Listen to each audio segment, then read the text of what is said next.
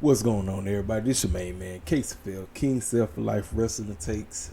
Here to give you my honest thoughts about what I thought about Dynamite. So, I watched the full episode, and takeaways. Hour 1, great. Hour 2, decent. There was some stupid stuff on here, always. But we're going to break down what I like, what I don't like. And I pretty much told you my thoughts about Jack Perry and Bryan Danielson. But since I heard different arguments on both sides, I'll come somewhere in the middle.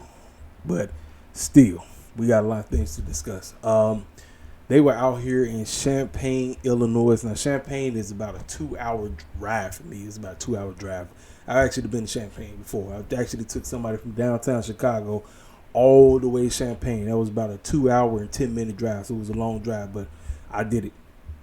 The crowd in Champaign, decent, but AEW had better crowds, and all the way out there, I know it's somewhere different. Obviously, this was Tony Khan's backyard because that's where he's from, but like I said, I guess it's something different.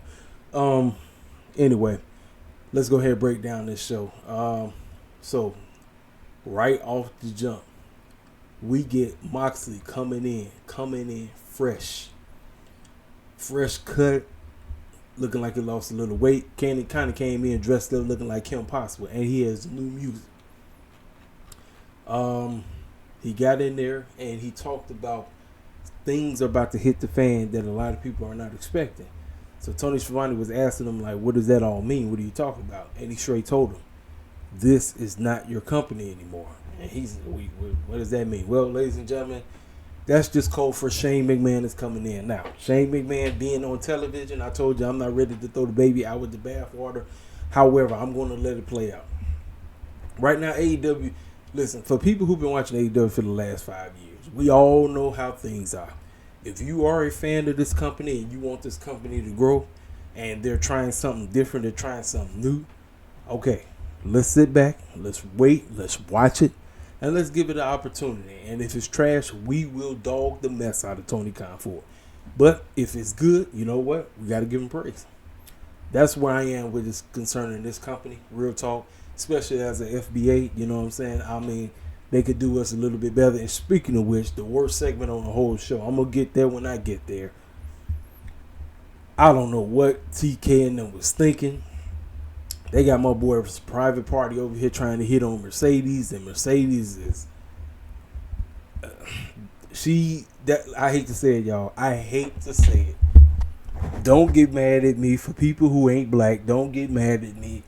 But the way how she was acting, that's her white side coming out of her, because she was just acting too cringe-worthy, just cringe. I was like, this for a girl who's half FBA, and I'm like, that was terrible. Then you got my man Okada over here acting like a complete goof. Okada has turned into a clown, ladies and gentlemen. That's no ifs, ands, or buts. That's what happened when you hang out with the Young Bucks. Like, don't get me wrong. I didn't mind him coming in, hanging out with the Young Bucks, because obviously those are his guys. And they are the best ones to, quote-unquote, get him out there. But I personally believe one of the major reasons why they're not really doing too much with Okada is because the guy who's supposed to be dealing with Okada is out. And that's Kenny Omega. But Tony Khan, I'm trying to tell you, bro, listen to me and listen to me good. We're going to have to get some kind of draft going. We had to. Because we're going to have to distinguish which title is what, who's what. Quit giving random championships to random people. No. Like I said, my girl, Willow Nightingale, she should not be holding up another company's championship. Now, people say, well, what about Mercedes? You know what? That's a different situation. You're trying to elevate the TBS championship. Why would we go get another company's championship and put it on Willow Nightingale? No. The feud between Willow and Chris has absolutely nothing to do with that championship. Nothing. That feud is between them. That is a blood feud between the two of them. Two road girls who can't stand each other's guts. That's what that should be about. And when they cut that promo, when it was Ishii, her, and everybody that's supposed to be in that 8-man tag team match, That's when they could have used that opportunity. After she said whatever matchup it was, they could have used that opportunity to have Chris come out of nowhere, take her out, there we go, boom. Then she can get back on the go-home show. That would have made a whole lot more sense. They just chose not to do that. Then we went to the matchup. Ladies and gentlemen, it's time. It really is time. It's time for Jericho to take a break. It's time, ladies and gentlemen. I'm sorry, y'all. It's late. It's time for Jericho to take a break. It's really time. And the FTW Championship, if they're going to acknowledge that title actually being a legit championship, it should feel like it's a different title. It doesn't. The unfortunate situation outside of the AEW World Championship, the AEW Women's Championship, all the other championships on the show just feel the same. And it should not be. I told you, that's why a draft is needed. I don't give a dang if people going to say, well, you guys are just trying to turn it. No, I'm trying to make it where things make sense. And titles feel different. Get rid of the dead weight that does not belong on these shows. Let's split these rosters up where they're supposed to go. And then we can actually get somewhere. Hangman comes out. He goes against Ishii. Didn't give it. Ladies and gentlemen, I'll be 100% with you. I know Ishii is worship among so many of these wrestlers that wrestle in AEW. Eddie Kingston, this is his hero and all this crap. But I'm going to be honest with you, man. Ishii just don't do it for me. I'm sorry to the Ishii fans out there. Ishii does not do it for me. He just doesn't. Ishii does not do it for me. And it's just no disrespect to him. I know he's a New Japan legend and all that, but Hangman beating up on them, good. Obviously, this is just to establish Hangman. So after the matchup, Swerve come out and cut a mouthful promo on him, talking about, while I was trying to get the championship, every time your behind came out here, once again trying to screw me up. But I realized you claim that I'm always in your way and you don't want me to succeed, but why you always worried about me? Every situation, every time we was in every situation we dealt with, you was always worried about me. I said, you know what? I took an opportunity to go to the crib where I went back to your house where your pregnant wife was there. So basically he let the cat out of the bag. Heyman did have a second child. I don't know if it's a girl or boy. But he let the cat out the bag. He said, you know what, screw this. I got an AEW World Championship to go win. So Hangman, his clapback was, you're never going to be successful. You're not a champion and all this stuff. And I'm like, Hangman, you're not a champion either. You talking all this bullshit about Swerve, about he ain't this and he ain't that. And then Swerve said, you know what, screw all this. You talking about locking everybody out. Well, how about we lock us all in and all out? We have a steel cage match. So whatever the heck happens in that steel cage match, I'm starting to think this should be the main event. I don't know how y'all feel about it because the AEW World Championship title feels like an X Division match. Heck, you could even open the show with that matchup. I really don't care. This way, Brian don't even have to wait to the end of the show. Brian can go ahead and get his stuff done right at the beginning of the show and be done. You could say the steel cage match and be the goal. That's the final matchup of the night. That's what I would do. Because I feel like it's the most important matchup going into All Out. Bryan versus Jack Perry doesn't feel important at all. Swerve Hangman is very important because it's the final part. I'm assuming for right now, the final part of their beef. And Hangman obviously has to get his win back, so I'm going with Hangman to win.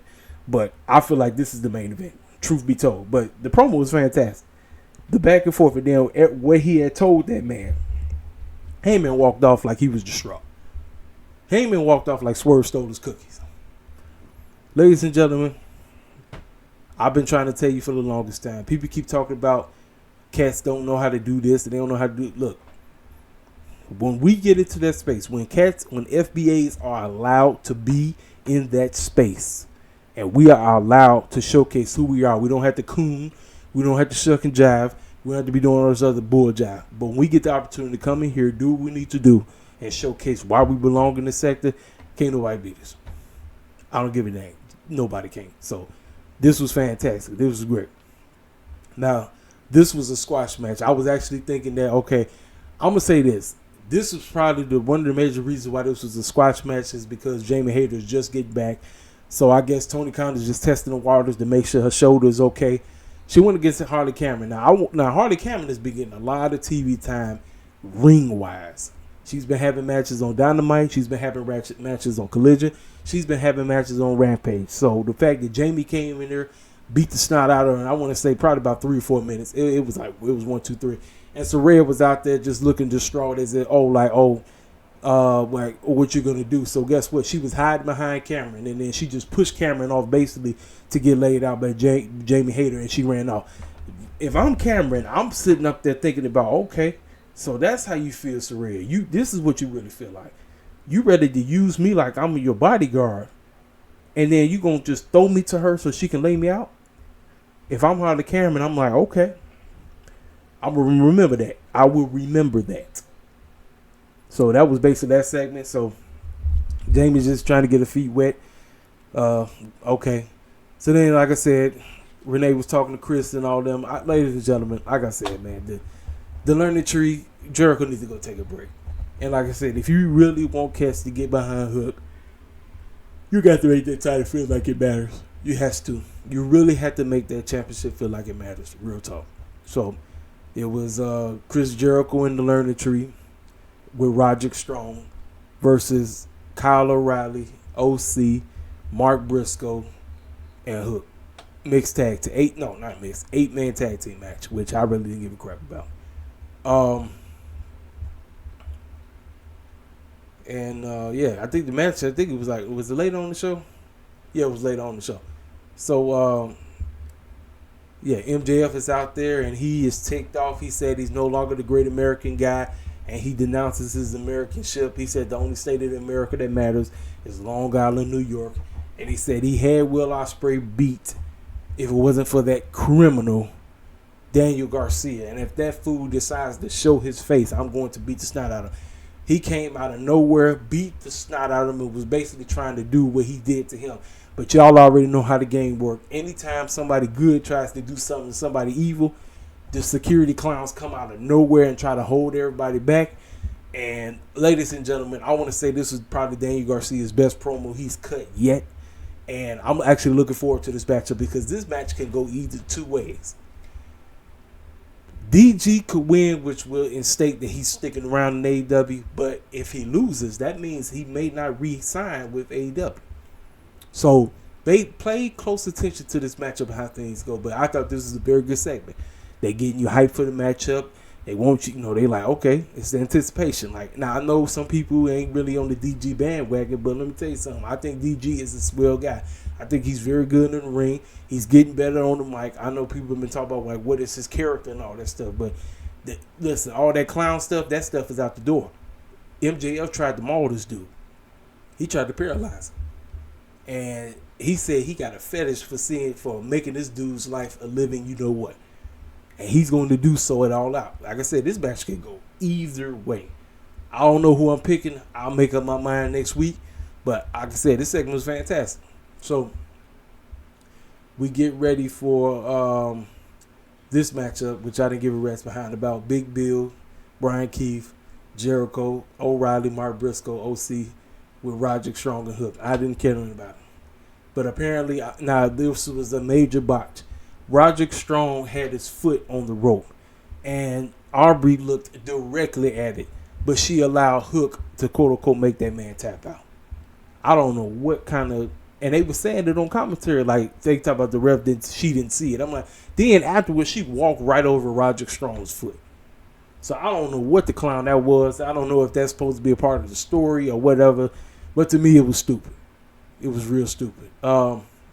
They showed a promo video of Ricochet coming through. Now I seen some cats say that they kind of wish Ricochet was not in the gauntlet, but he came out as soon after Will Ospreay got his championship back. And you know what? I'm starting to think about it. I think that probably would have been a better opportunity to debut Ricochet into the AEW fandom instead of putting him in the doggone gauntlet. Ricochet has to get ready for this style. Because watching that matchup between him and Kyle O'Reilly, Kyle Fletcher, it was a decent match. But Ricochet has to gets up to par to that fast style, because AEW has a style they go, WWE has a style they go. So you leaving the WWE style, coming to the AEW style, you gonna have to get in shape because he. Now I'm not saying Ricochet is big because he's not, but he has to get back into. First of all, he ain't wrestled in a long time, so he has to get back into ring shape, and he has to get up to par to that pacing, because cats like Kyle Fletcher, that pace is a little bit quicker than what it was over in the WWE land.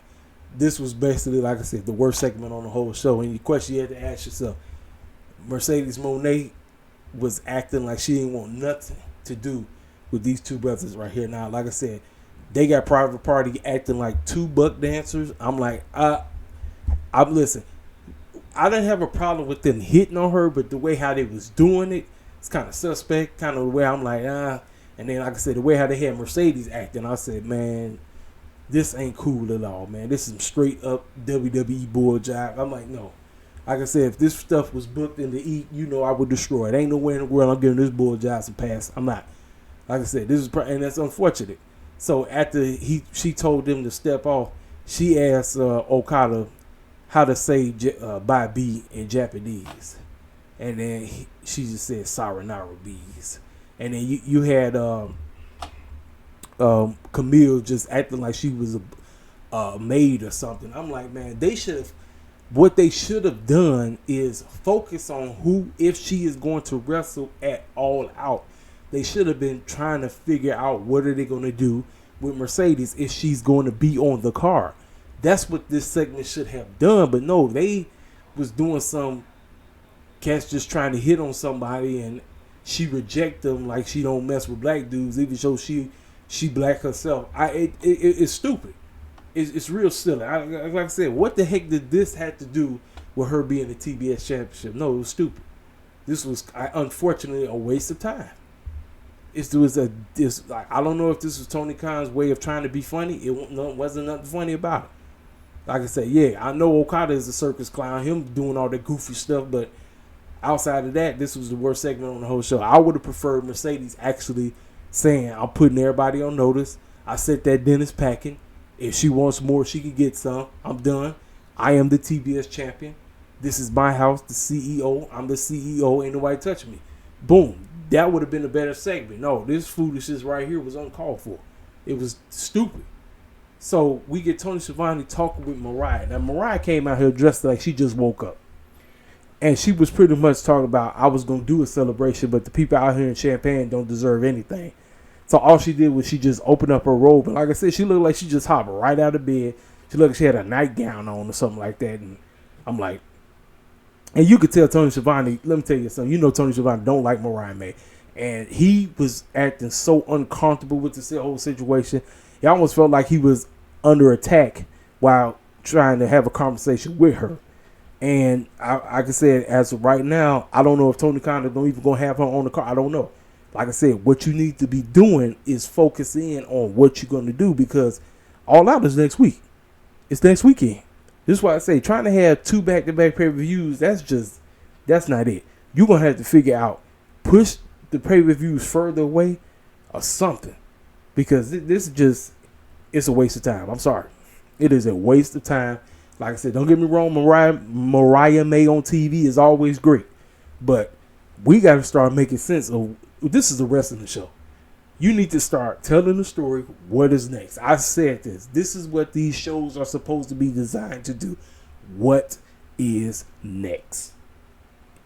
You don't have time to be trying to come up with no dumb stuff. We don't play around over here. It's time to put up or shut up. So, anyway, Grizzled Young Vets, they showed their promo, how they put everybody on notice, and they coming for the AEW Tag Team Championships. So afterwards, they was cutting their promo. They ran into the Young Bucks. The Young Bucks ran into them, and they said, "Grit your teeth." That's their new saying or whatever. And they put the Young Bucks on notice, and I'm assuming that's the matchup at All Out. I'm assuming so. The Grizzly Young Vets will be on Rampage. They get to quote unquote get their feet wet on AEW television. So the clowns they getting ready to wrestle against, that's a guarantee there. But I'm gonna watch anyway because I want to see what they bring to the table, and more than likely, will they defeat the Young Bucks at All Out? I don't know. I genuinely don't know. I don't know what Tony Khan has in store with that, but I'm interested because this is something different. This is a new tag team come out of nowhere. It's time to get the tag team division to where it needs to be. This is year 5, and we're still saying this. There's no excuse. There's literally no excuse. But the GYVs, and they even mentioned, they said it's funny how we both have young in our name, which is true. Young Bucks, Grizzly Young Veterans. Well, let's see how that matchup goes. But like I said, they get ready to go get some clowns on Rampage. It is what it is. Like I said, they was talking about Takeshita in the G1 Climax. That's where he been. For the people, is where he been at. He been a part of this thing. So I talked about this. Like I said, Ricochet, he looked decent. Kyle Fletcher, you already know he be hopping all over there and flipping all over the place. There was a one spot where Ricochet, I guess Kyle Fletcher was supposed to pick him up, but he just slouched over or whatever. So, it is what it is. But this whole situation, like I said, Ricochet got to get up to par to the AEW style of things. And him having these matches or whatever, I guess this is what's going to get him there. So everybody was talking about what happened after he won. After he won, Will Ospreay came out, and you could see Will Ospreay was trying his best to stay cool. He kept smirking, and I didn't realize how tight Ricochet and Will Ospreay was. They tight. And he was trying to keep his composure because he kind of was sitting over there smirking and everything. And as he was getting ready to walk, Pac came out of nowhere and flipped him on top of his head. I was like, dang. And he said, hey, Ricochet, before you come in here talking this stuff, let me remind you of who I am. I'm next in line for the AEW International Championship. You're going to have to go to the back of the line. You just getting here. I'm coming for you. This is who I told you. I said, if you won at All In, I got you at All Out. So that segment was actually pretty good. I like that. It was dope. So Ricochet was looking at that man. He was trying to chase him, but he ran off. So then he went to go check in on Will Ospreay and everything. So you got your little story arcs going on. So we already more than likely we're getting Ricochet versus Pac. We're gonna get it. We're gonna get Ospreay. So just peek the story that Tony Khan and company is trying to play or trying to tell. So that was that. Yep, just talked about that. So backstage, Moxley was talking to the security dudes, and he told the camera dude, "We putting everybody on notice." And he's like, "What do you mean that y'all coming in and it's somebody else is taking over? This is not y'all company." And so he showcased it, and then it was these security guys there. He was starting to beat the brakes off. Then this young lady who everybody thought was Becky, then everybody was saying that was Ronda Rousey. Turns out it's everybody's favorite female wrestler, Marina Shafir. Now, here's the deal. Am I the biggest Marina Shafir fan? Nope. But here's the deal. I am going to give this an opportunity to see if it can get over with me and to see if it can get over. I don't know where it's going, but I'm going to watch. So we're going to see if this is actually going to help her along the way.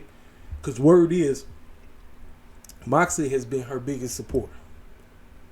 That's what the game has been. Moxley has been her biggest supporter. So we're going to see how this how it's going to situate. So we'll see. But like I said, they was throwing all the security guards around and just basically putting everybody on notice. So that's that.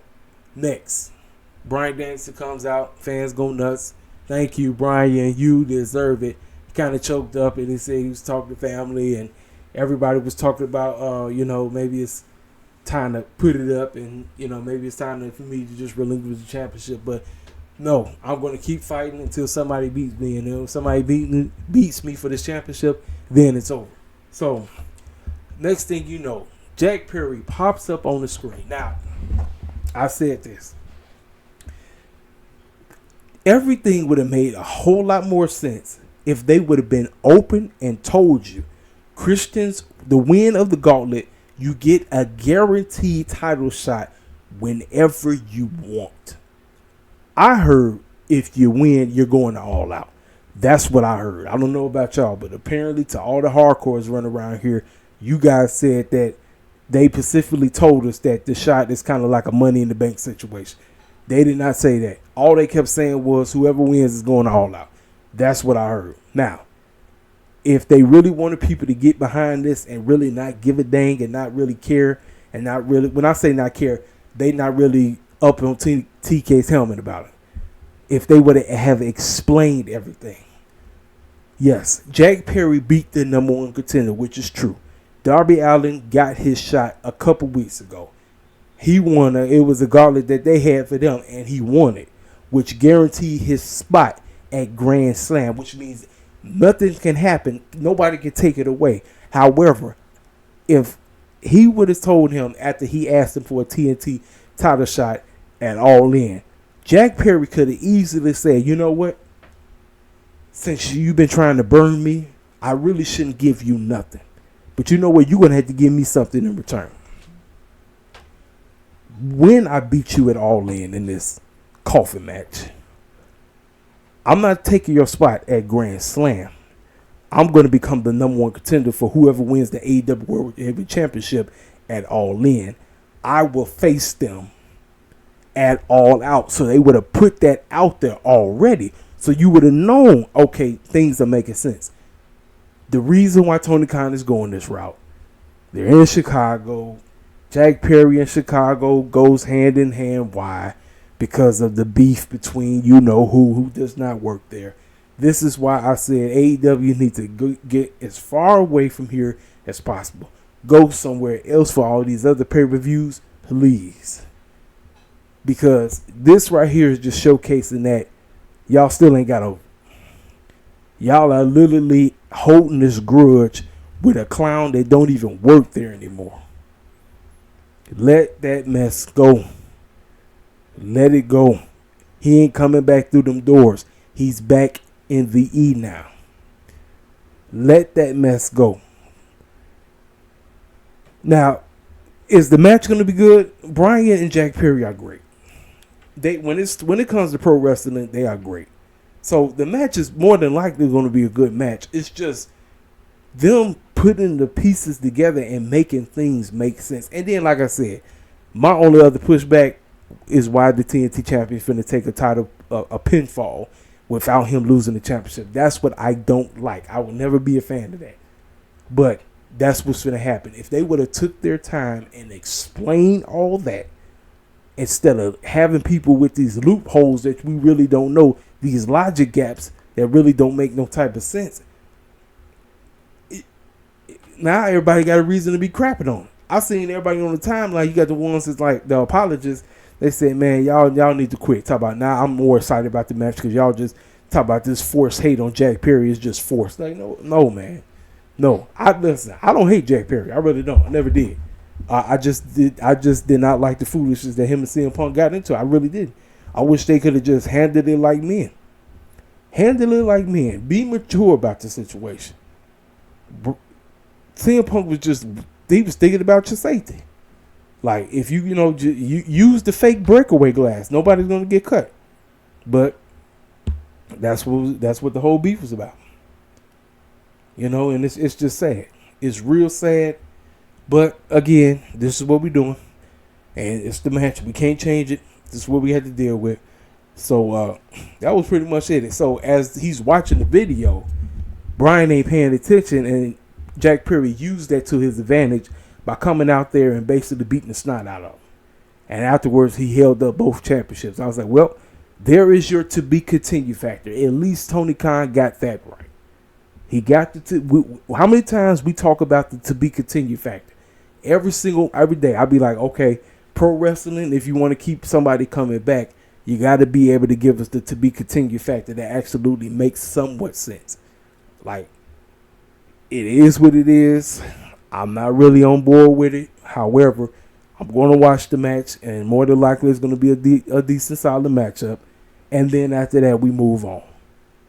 We move on, and we do something different. But I'm telling you right now, back to Daniel Garcia. If he sticks around, that's my next TNT champion. There's that. So outside of that, Dynamite, yes, it was a decent aftermath. It could have been so much better if Tony Khan and company would have just made it a little more sense. Get that foolishness off the TV with Mercedes and them. If Mercedes ain't talking about business, I don't want to hear it. Her sitting up there sounding cringe as heck. That was just terrible. welcome to my celebration party. No, that's some Young Buck type of stuff. That's what I say. Hanging out with the Young Bucks then got her tripping. She is tripping. This whole, like, Mercedes is tripping. Real talk. But yeah, outside of that, like I said, we got let's see.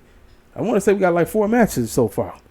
And Willow's match and Chris' match is going to be a street fight. Chicago street fight. So Willow Nightingale, Chris, that's 1. DG, MJF is 2. Swerve, Hangman is 3. Brian and Jack Perry is 4. And yeah, so far we got about 4 matches. So that's that, man. I really ain't got nothing else to say. So like I said, if you watch the show, let me know what you feel. Tell me what you think. Hit the comment section up. If you're new to the channel, feel free to subscribe. Make sure you hit that like button. And that's it. I'll holler at y'all cats later. Holla at your boy.